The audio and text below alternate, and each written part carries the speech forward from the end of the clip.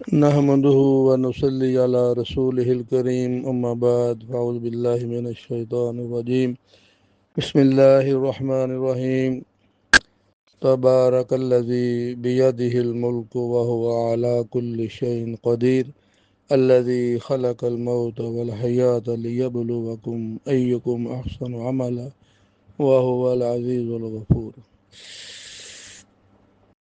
میرے پیارے بھائیو ساتھیو،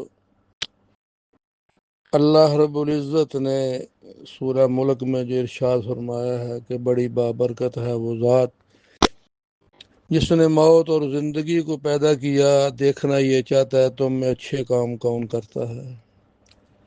بظاہر تو ہم پیدا ہوئے ہیں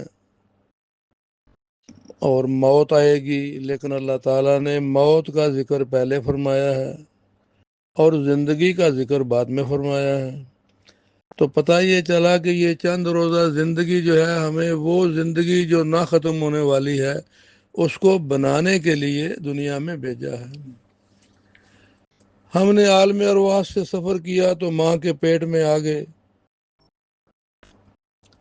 ماں کے پیٹ سے سفر کیا تو دنیا میں آ گئے، دنیا سے سفر کریں گے تو قبر میں پیٹ میں چلے جائیں گے، پھر قبر کے پیٹ سے نکلیں گے تو حشر میدان محشر میں پہنچیں گے۔ وہاں پھر میزان ہوگا، پل صراط ہوگا، نیک اعمال والے، اللہ کو راضی کرنے والے، اللہ تعالیٰ نے ان کے لیے جنت کو بنا رکھا ہے۔ فَأَمَّا مَنْ ثَقُلَتْ مَوَازِينُهُ فَهُوَ فِي عِيشَةٍ رَاضِيَةٍ، نیکیاں بڑھ گئیں، دل پسند زندگی ملے گی۔ وَأَمَّا مَنْ خَفَّتْ مَوَازِينُهُ فَأُمُّهُ هَاوِيَةٌ وَمَا أَدْرَاكَ مَا هِيَ نَارٌ حَامِيَةٌ، نیکیاں کم ہو گئیں تو حاویہ، فرمایا تم کیا جانو کہ حاویہ کیا ہے؟ نار حامیہ، دہکتی ہوئی آگ ہے۔ تو میرے بھائیو، بات یہ ہے کہ موت ایک ایسی مسلمہ حقیقت ہے جس کا کوئی انکار نہیں کر سکتا۔ دہریہ لوگ جو اللہ رب العزت کی ذات اقدس کا انکار کرتے ہیں کہ یہ ایک نظام ہے، چل رہا ہے، ایک دن آئے گا خود ختم ہو جائے گا بس، لیکن موت کا انکار وہ بھی نہیں کر سکے۔ تو فرماتے ہیں نا، جنازہ جا رہا تھا، کسی نے پوچھا کس کا جنازہ ہے تو کہا تیرا جنازہ ہے۔ سننے پر وہ بڑک اٹھا کہ یہ آپ نے کیا کہا؟ بھائی ناراض کیوں ہوتے ہو؟ تیرا نہیں تو میرا ہے۔ پھر غصہ ٹھنڈا ہوا، کیا بات ہے؟ فرمایا بھائی جانے والا چلے گیا، اب یہ تیری باری ہے یا میری باری ہے۔ تو اللہ رب العزت نے بڑے بڑے ظالم اور جابر لوگوں کی گردنیں موت سے مروڑ دیں، اور اونچے اونچے تختوں پر اکڑ کر بیٹھنے والے بادشاہوں کی کمریں موت سے توڑ دیں، اور بڑے بڑے خزانوں کے مالکوں کی امیدیں موت سے ختم کر دیں۔ یہ سب لوگ ایسے تھے جو موت کے ذکر سے بھی نفرت کرتے تھے، لیکن اللہ کا جب وعدہ موت کا وقت آیا تو ان کو گڑھے میں ڈال دیا اور اونچے محلوں سے زمین کے نیچے پہنچا دیا۔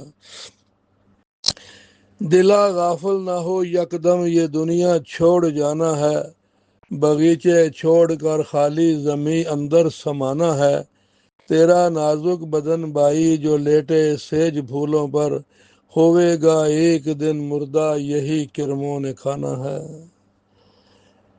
تو بھائی آج ہم موت سے غافل ہیں، دلوں کو زنگ لگ چکے ہیں، مرنے کی کوئی سوچ ہے ہی نہیں۔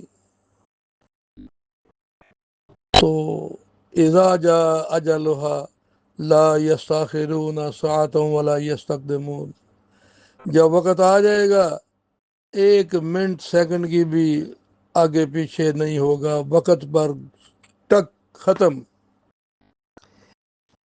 تو آج امت کا جو حال ہے، ہم اپنے انجام کو بھول چکے ہیں، دنیا کی محبت نے ہمیں ایسا پاگل اور دیوانہ بنا دیا ہے کہ مالک الملک کو ہی بھول گئے ہیں۔ تو کیا بنے گا اگر موت کے وقت کلمہ زبان پر جاری نہ ہوا، خاتمہ ایمان پر نہ ہوا، تو چاہے اربوں خربوں کی پراپرٹی بھی چھوڑ گیا تو اس کو کیا کوئی فائدہ نہیں دے سکے گا۔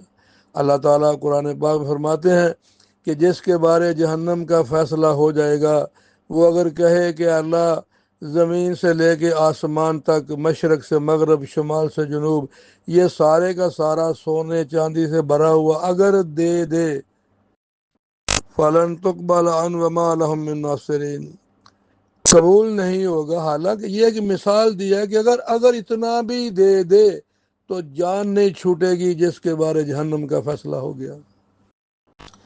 تو ہمارے پلے بھائی کیا ہے؟ ہم کب جاگیں گے؟ کب ہم اپنی آخرت کی تیاری کریں گے؟ ابھی تو ہمارا وہی قیامت والی نشانی بڑی قدم قدم پہ سامنے آ رہی ہے کہ فرمایا ایک وقت آئے گا کہ دینہم دینارہم قبلتہم نساہم، ایسا وقت آئے گا لوگوں کا دین درہم و دینار ہو جائے گا اور ان کا قبلہ ان کی بیویاں ہو جائیں گی۔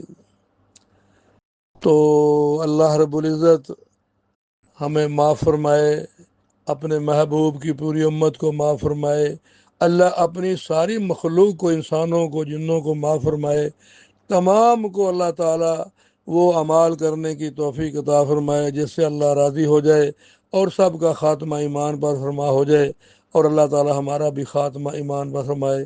ربنا تقبل منا انک انت السمیع العلیم وتب علینا انک انت التواب الرحیم، وصلی اللہ تعالی علی خیر خلقہ محمد وآلہ واصحابہ وازواجہ وذریاتہ اجمعین برحمتک یا ارحم الراحمین۔